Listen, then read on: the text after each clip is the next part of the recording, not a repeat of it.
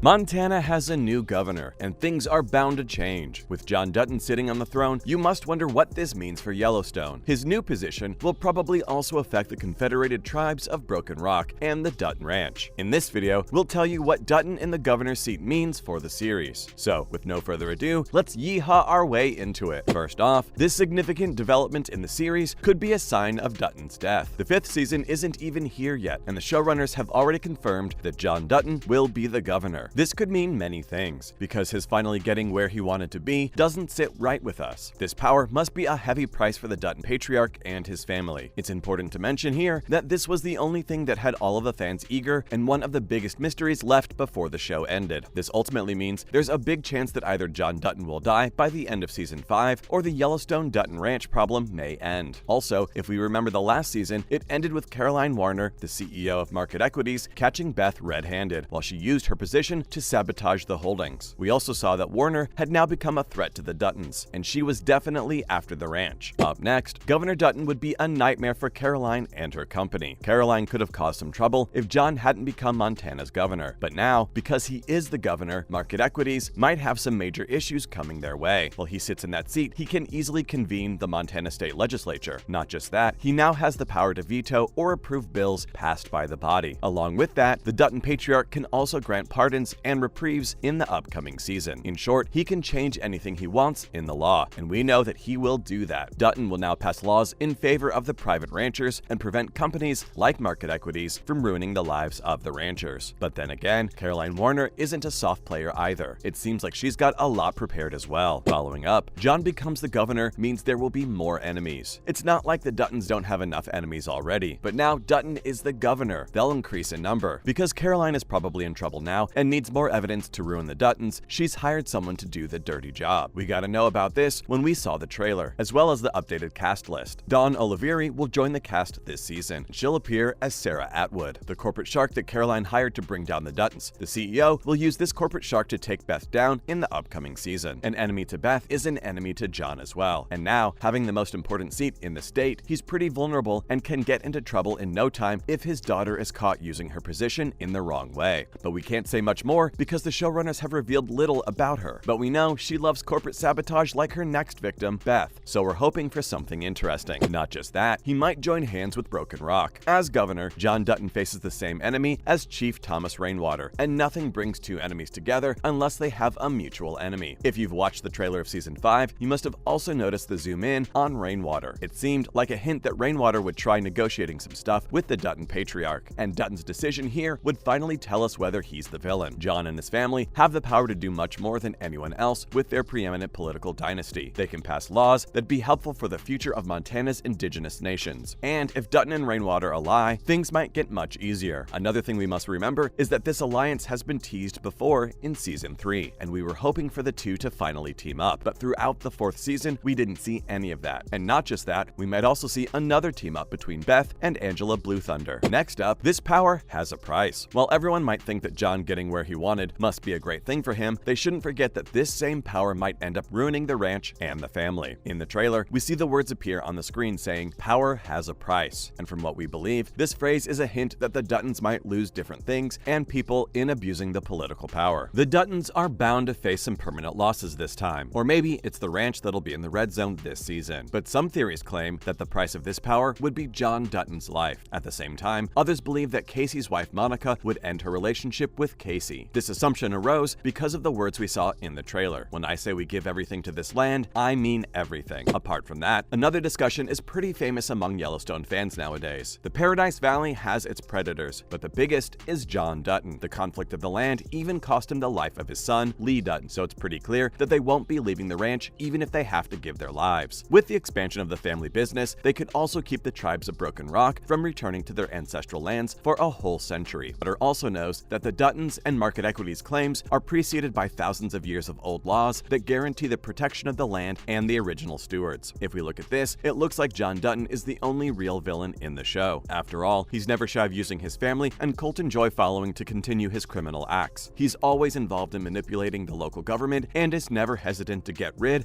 of someone who becomes a threat to his Yellowstone ranch. Next, let's see what makes John and his family the villains. In the Yellowstone prequel, 1883, we see a lot of troubles the Duttons had to go go through to claim the land. However, that doesn't justify their actions now. But if we look into it a little bit more deeply, we can see that Jon's hunger for power echoes the imperialistic ethos of Manifest Destiny. The belief was that American settlers would be the ones to conquer North America. Even though the concept itself is just a political ideology, Jon takes it seriously. In 1883, James Dutton was only trying to keep his family safe, but for Jon, it's the Manifest Destiny that matters the most. In short, they weren't always the villains, but now they are because the Duttons play a crucial part in the displacement of the indigenous American nations. Lastly, it's still possible for the showrunners to turn them into heroes. As per the reports, the upcoming season will be a long one. It'll comprise 14 episodes, which will be released in 2 parts. Now the thing is that these many episodes are more than enough to turn any villain into a hero, especially after we saw Casey go through a whole ritual and join his wife's tribe in season 4. Casey may be, in fact, the one who'd bring some change. Many fans assume that he might end up helping the confederated tribes of Broken Rock return to the Yellowstone Ranch. Also, with market equities causing all the ruckus, it's about time the Duttons and Broken Rock work together. After all, both need a proper and long-term solution to this trouble. Not to mention, the only Dutton from the 7th generation is Casey and Monica's son, and he's not just a Dutton, but also a member of the Broken Rock tribes. Because Tate will be the next head of the Dutton family, Jon will have to change the legacy that he will leave in his grandson's hands. We can confidently say that the show has some complex villains. Not just that, it's a whole anti-hero crime drama, and we'll have to wait for season 5 to finally reveal whether the Duttons are only capable of villainy or are the heroes. Also, if you remember Casey's vision, he had said the end. The vision could also have meant the end of the historical displacement of Thomas Rainwater, Mo, and Monica's people. And with this, it's time for us to wrap this up, fam. What do you think about this video? Let us know in the comments below. Also, don't forget to like this video and subscribe to our channel. We'll soon be back with more amazing videos, so stay tuned and we'll see you in the next one.